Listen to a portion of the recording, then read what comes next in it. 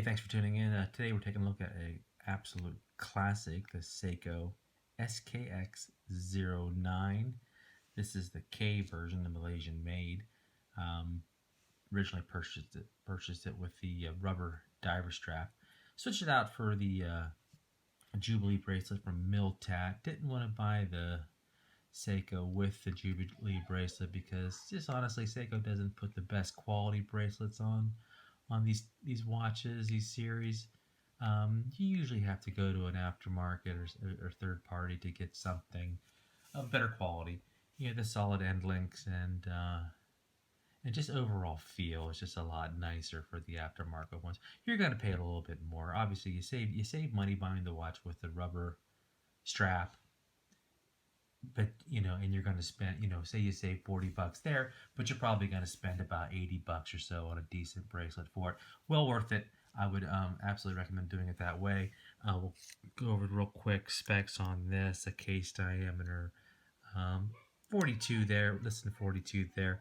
We're 22 millimeters on the strap size. Of course, it is Seiko's automatic movement.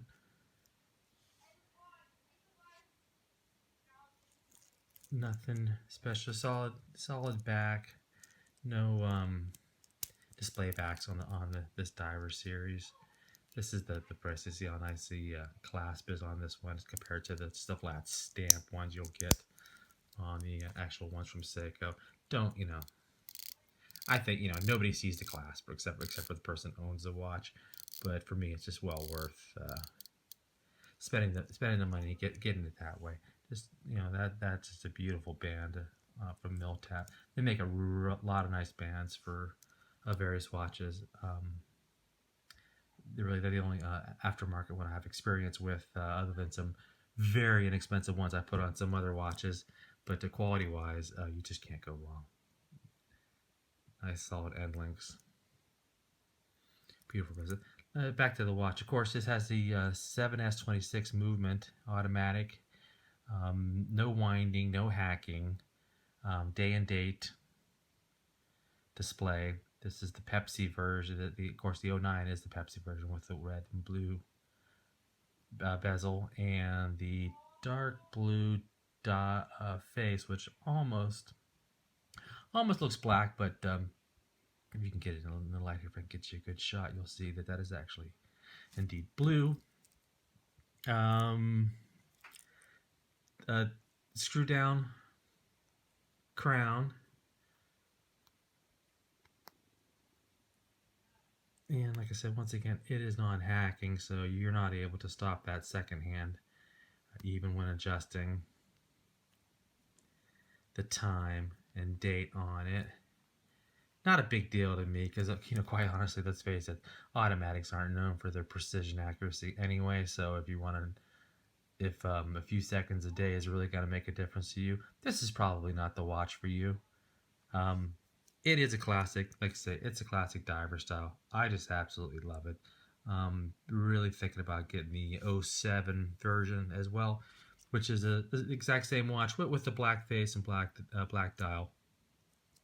And if I do, I'm sure I'll get it with another rubber strap, save a little money. Maybe the next time I'll get a oyster style or a presidential style bracelet as an accessory.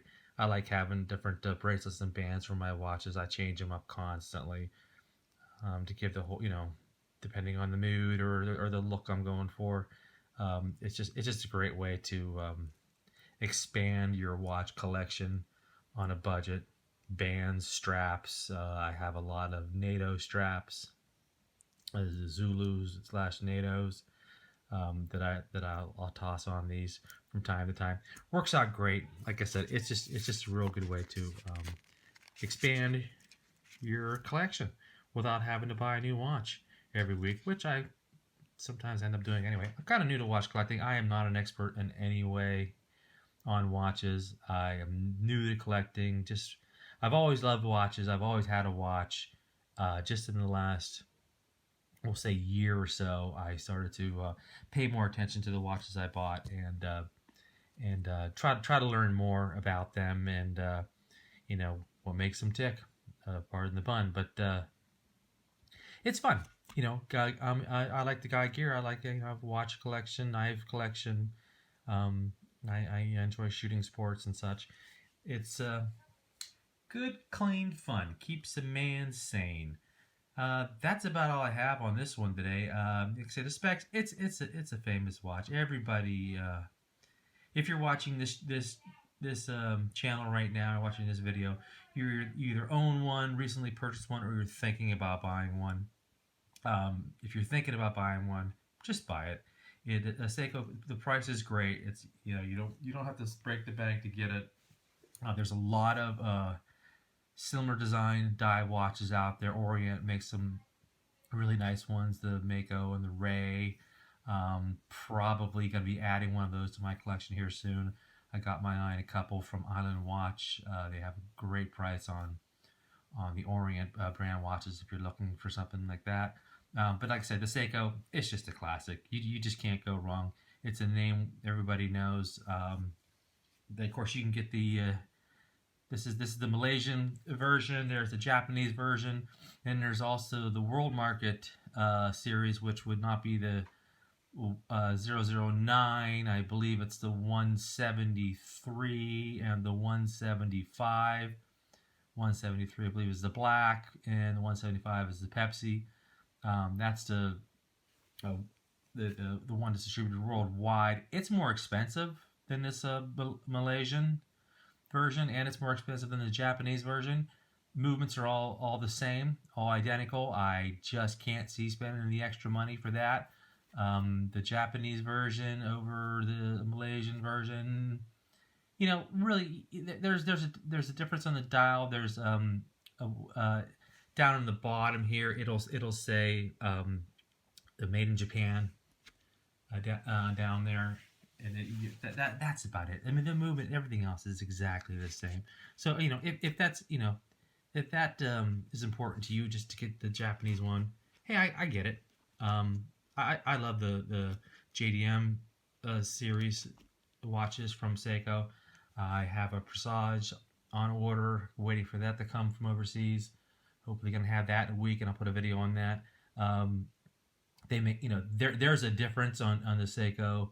A lot of the watches that they offer in the Japanese market, as opposed to the world market releases, absolute beautiful. I mean, and significant differences in the JDM watches. Check them out. There's a lot of really nice ones. Don't have to necessarily break the bank. I mean, you can get a nice JDM entry level right around $300 mark. You can get some. I think the Sari 55 and the Sari 57, two really nice ones, available through Amazon, even at right around $275. Not bad at all. You know, stepping up from there. You know, you're getting over the $300 range, and then of course you can go up. You want to get to a Grand Seiko or something crazy like that. Now we're into thousands. So anyway, that's all I got to say today on this Seiko. I love it. If you're thinking about buying one, you don't own one, and you're even thinking about starting a watch collection, this is one you need to add, guys. Talk to you later.